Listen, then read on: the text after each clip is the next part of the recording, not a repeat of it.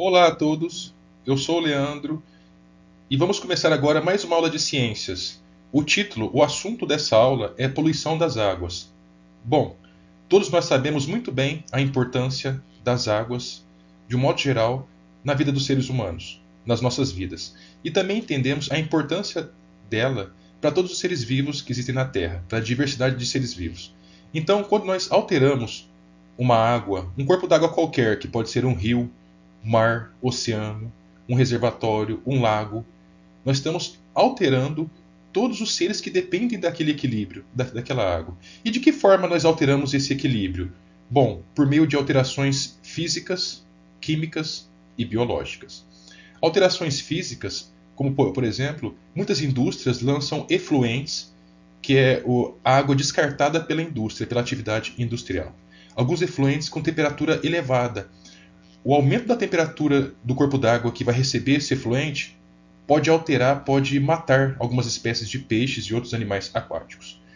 No que se refere à poluição química, algumas substâncias também podem diminuir a diversidade de seres vivos daquele corpo d'água, como por exemplo agrotóxicos, muito comum de atividades agrícolas, metais pesados, substâncias derivadas do petróleo, como por exemplo a gasolina, a querosene, e também agentes biológicos podem poluir e contaminar as águas, principalmente de efluentes ricos em esgoto. Bom, para que possamos entender sobre as principais fontes, as principais causas de contaminação da água na Terra, é importante que entendamos aonde está a água no nosso planeta, ou seja, a distribuição da água na Terra. Esse gráfico explica muito bem esse assunto, esse tema. Nesse gráfico nós temos 3 colunas. Eu vou começar a explicar da esquerda para a direita. E do ponto que eu estiver falando, aparecerá uma seta vermelha indicando o assunto, como por exemplo essa. Então nessa seta a gente pode observar que na Terra 96,5% da água é salgada, ou seja, se apresenta na forma principalmente de oceanos, mas também de mares e alguns lagos, como por exemplo o Mar Morto, que a gente pode observar no Oriente Médio. 3,5% da água do nosso planeta é água fresca, ou seja, água doce. É importante que entendamos que água doce não significa que nessa água foi acrescentado açúcar. Significa apenas que tem uma pequena concentração de sais com relação à água salgada. Agora, água fresca, que se refere a que tipo de água? Vamos para a coluna do meio. 68,7% da água fresca está presente na forma de gelo, em calotas polares e glaciares. 30,1% água subterrânea, lençóis freáticos. 0,3% água superficial. E 0,9% em outras formas, como por exemplo, umidade do ar, umidade do solo. Agora, água superficial, que é essa água que está em contato próximo com a gente. Vamos para a coluna da direita, a coluna azulada. 87,8% na forma de lagos, 10,1% na forma de pântanos e 2,1% na forma de rios. Bom, vamos falar um pouco agora sobre essa água salgada do nosso planeta. Como eu disse anteriormente, 96,5% da água da superfície da Terra é salgada. E ela se encontra presente principalmente na forma de oceanos, mas também na forma de mares e lagos.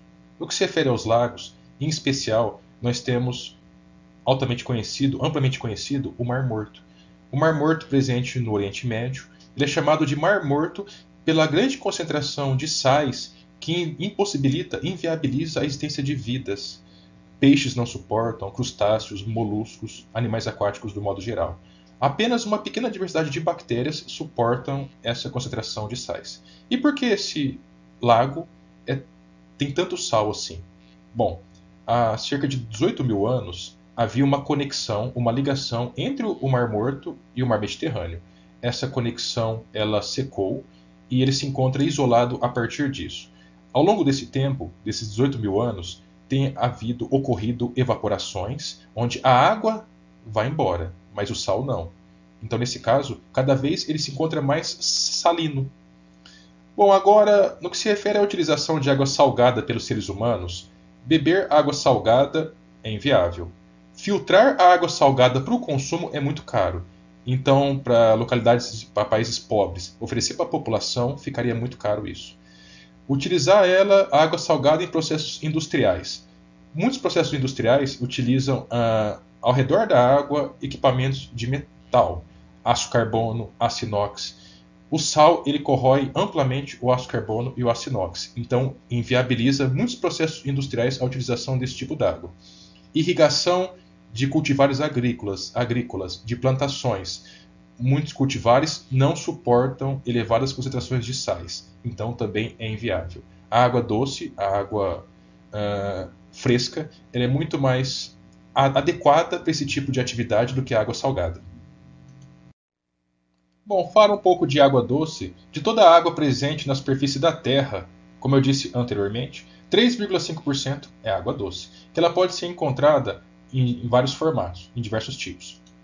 Na forma de lagos, na forma de reservatórios, de represas, na forma de rios. Nessa foto nós temos um trecho do rio Amazonas, que é o maior rio do mundo, na forma de água subterrânea, lençol freático, e principalmente, em maior quantidade, na forma de geleiras. Nós temos, segundo a ONU, Organização das Nações Unidas, a ONU tem 193 países membros. Se nós pegarmos toda a água do mundo e dividirmos por 193, cada país ficaria com cerca de 5% dessa água. No Brasil, só o Brasil tem 12,5% de toda a água doce do mundo. Então o Brasil é um país extremamente privilegiado no que se refere a essa fonte natural, a esse recurso natural. Uma grande parte da água doce do mundo se encontra na forma de geleiras, nas calotas polares, ou seja, quase 70%. E essas geleiras elas têm uma importância ambiental ecológica muito grande, para a diversidade na vida da Terra também muito grande, porque estamos vivendo uma situação de aquecimento global, onde essas geleiras podem estar derretendo, e isso pode levar ao aumento do volume dos mares e oceanos, alagamento de muitas regiões, mudança no clima de muitas regiões e certamente mortes de diversas espécies. Bom, como eu disse anteriormente, quase 70% da água doce do mundo se encontra nos glaciares, ou seja, na forma de gelo, nas calotas polares. Em segundo lugar, nós temos a água subterrânea, com 30,1%. A água subterrânea, como o próprio nome diz, é essa água que se encontra abaixo do solo. A água se forma debaixo do solo a partir das chuvas que penetram na superfície do solo e se encontram abaixo do solo regiões entre rochas. Ali ela se acumula, se deposita.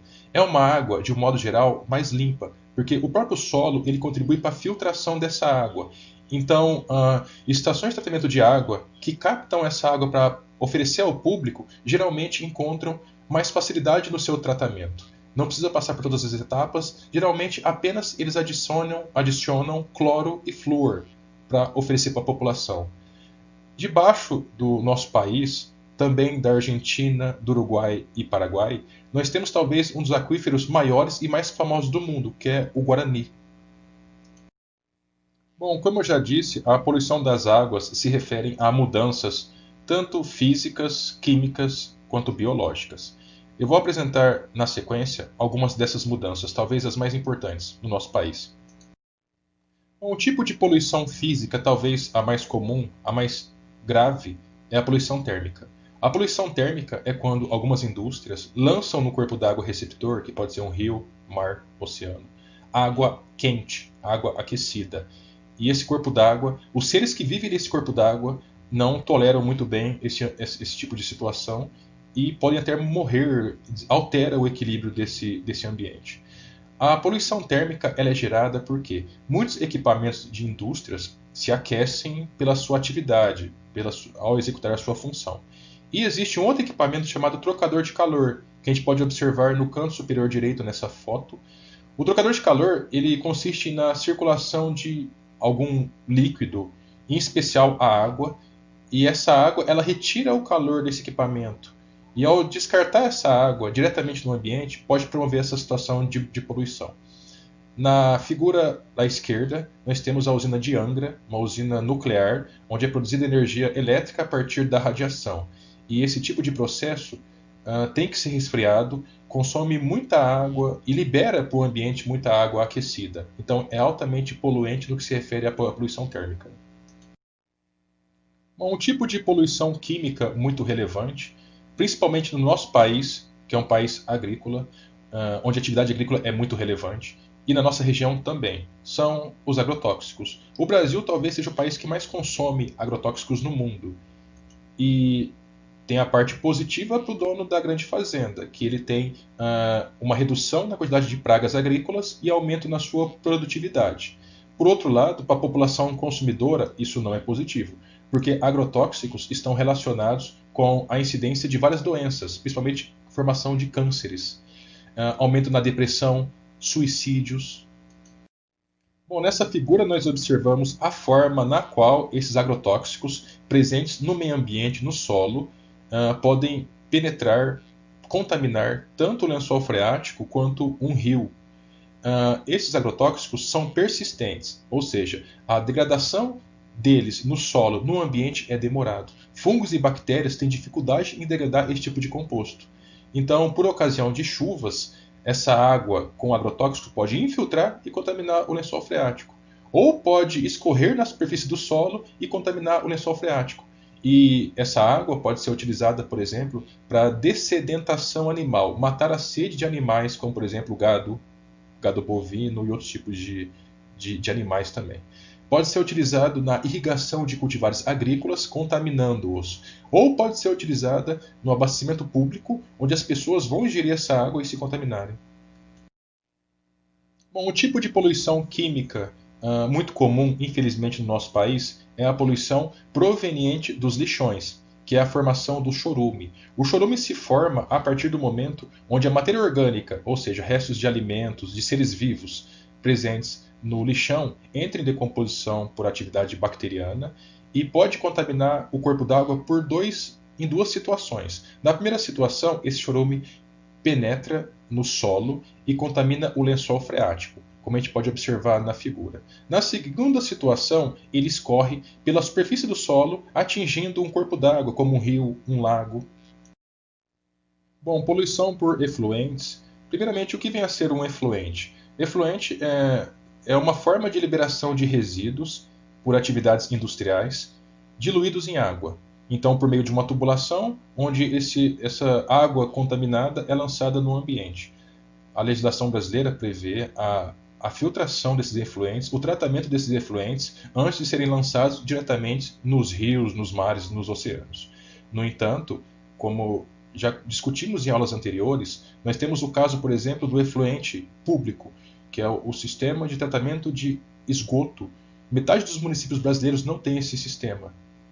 Nesse caso, são liberados efluentes riquíssimos em matéria orgânica e outros poluentes, e principalmente, de forma negativa, bactérias que podem provocar doenças nas pessoas que eventualmente entrem em contato com elas. Um outro tipo de efluente que eu já falei nessa aula, efluente rico em água quente, proveniente de várias indústrias que têm trocadores de calor. Existem atividades industriais que inevitavelmente vão poluir o ambiente, como por exemplo a indústria do petróleo. O ponto de extração de petróleo, como estamos vendo nessa figura à esquerda, é uma área contaminada. Esse petróleo vai sair dessa plataforma offshore que se encontra no mar e vai até uma refinaria. O trajeto que esse petróleo percorre será contaminado. Na figura à direita nós temos uma praia com resíduos de petróleo e pessoas andando nesse ambiente. Animais comprometidos, toda uma diversidade comprometida por causa desse tipo de vazamento. Bom, e quem são os maiores poluidores de água no mundo? Bom, é fácil entender. É só entender quais são os maiores consumidores de água no mundo. Somos nós, em casa, nas residências, o cidadão comum? A resposta é não. O cidadão comum ele gasta somente 8% da água consumida no mundo. As indústrias, por sua vez, consomem um percentual muito significativo, que corresponde a 22%. Agora, os campeões de consumo de água no mundo e de poluição desse recurso natural é a atividade agrícola, com 70% de consumo. Esses dados foram publicados pela ONU em 2019, que é a Organização das Nações Unidas. E no Brasil, quem é o maior consumidor de água? também atividade agrícola, com 68% do consumo de toda a água produzida no país. Quem publicou esse dado foi a ANA, que é a Agência Nacional de Águas, isso foi em 2012. Bom, pessoal, esse é o conteúdo que eu queria ter transmitido, espero que tenham gostado e bons estudos a todos.